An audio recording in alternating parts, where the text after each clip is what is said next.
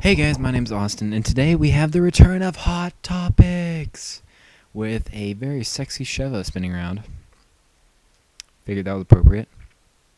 And today, if you haven't noticed, we are going to be viewing gameplay of Resident Evil 5 while I talk about Resident Evil Operation Raccoon City, the next installment of the Resident Evil series, which is scheduled to come out in the fourth quarter of 2011, which means it should be out for the holidays, but they haven't really put a release date. I suspect that the release date will be announced at E3, but you never know.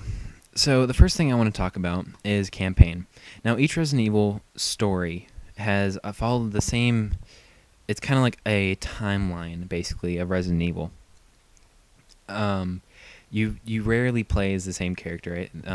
In the second one or third one, you play as Jill Valentine. I know you play as Claire Redfield in one of them. And then the fourth one you play as Leon Kennedy, and then this one you play as Chris Redfield and Sheva. I don't know Sheva's last name. But so Resident Evil 6 is going a little bit differently. It's not continuing the storyline. It is actually going back to when Raccoon City was first overrun. And Raccoon City, if you don't know, is where the Resident Evil storyline has the first original outbreak of zombies. So we're kind of going back to the roots a little bit. And it should be interesting.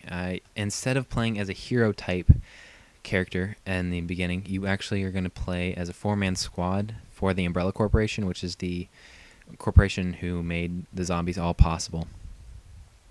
And you're going to be hunting for survivors in Raccoon City, and one of them which is Leon Kennedy. Now, there are some people who say Leon Kennedy actually dies in this game. And I doubt that. I don't think that they're going to throw an alternative storyline in the series, but it's very possible that they could. Now, in the last two installments, Resident Evil 4 and then Resident Evil 5, which is what you're watching, they have gone away from a scary thriller type video game to more of a action-based video game. And the Resident Evil fan base has kind of not been happy about it. Now, for me, I got started in Resident Evil 4, or 5. I think I played Resident Evil 4, but not a lot. And I absolutely love Resident Evil 5. I know it's not scary, but I really like killing zombies. I just find it a lot of fun. But I am hoping that this next installment will raise the scary factor up a little bit while keeping the fun up. I'm not sure exactly how they should do that, but really what I'm excited for is the multiplayer. Now, in the last two Resident Evils, we have had the only multiplayer we've had is cooperative campaign in Resident Evil 5. You could join friends, parties, and you guys could play through the campaign. And then you have Mercenaries mode. Now, Mercenaries mode was in Resident Evil 4 and Resident Evil 5. It may have been in prior to that, but I'm not sure. I don't think it was. Now, what Mercenaries mode is it is a two-player survival zombie killing fest.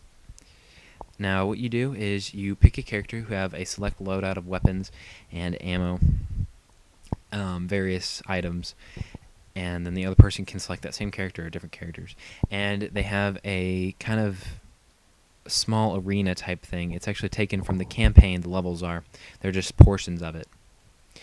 And you just kill waves and waves of zombies, not just normal zombies.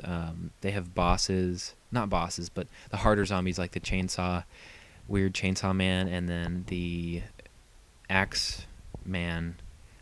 He's in one of them, or maybe several of them. And what's really it's really a lot of fun. I have a gameplay of it. It's actually the prior video if you want to watch that. I might leave the annotation. It's a lot of fun. But I don't know if they're continuing Mercenaries in Operation Raccoon City, but they are having a different multiplayer experience.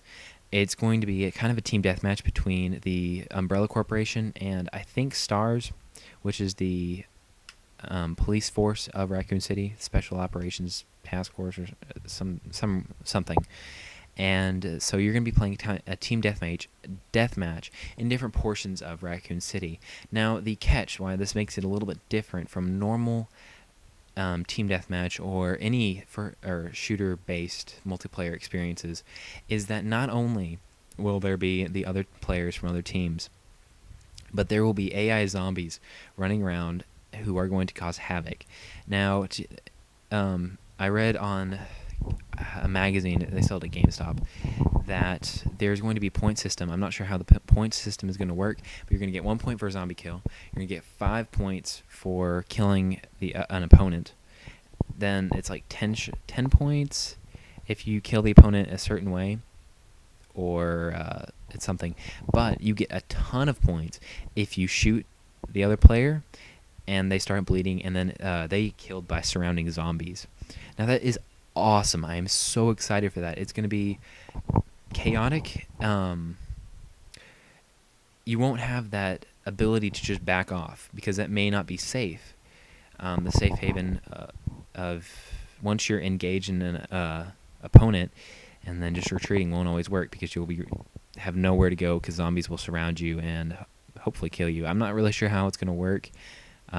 It kind of sounds like not every shot's going to have that. It's going to maybe random, maybe a perk. I'm not sure.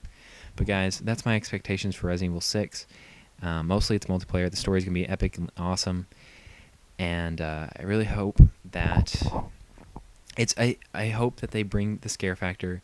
I'm really looking forward to multiplayer, and I'm all excited for this. I am all kinds of excited for this game. It is definitely, well, it's definitely on my top 5 of anticipated games of the year.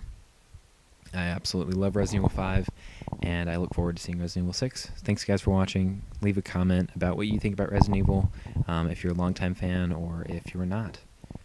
So, see you guys later. Bye.